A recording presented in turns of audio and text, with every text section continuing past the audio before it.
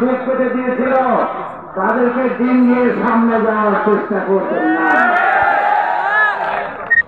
বাইরে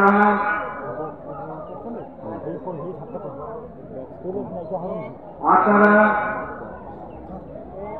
আপনাদের মধ্যে মনোমালিন্য হতে পারে, দ্বিমত হতে পারে।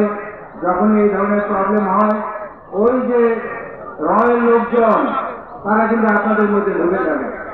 তাদের কাজই হলো বাংলাদেশকে দুর্বল করা, বিএনপিকে দুর্বল করা, বিএনপির মধ্যে ভাগ করা, ডিভিশন সৃষ্টি করা।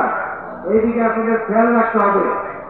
যদি কোথাও কোনো টের পায় কোনো ঘটনা ঘটছে, আপনি যাবেন, গিয়ে তাদের সঙ্গে কথা বলবেন, বিবাদ মিটিয়ে দেবেন এবং যারা এই দুষ্কৃতিকারী তাদেরকে ধরিয়ে উত্তম মধ্যমূল্য থানায় পৌঁছায় দেবেন।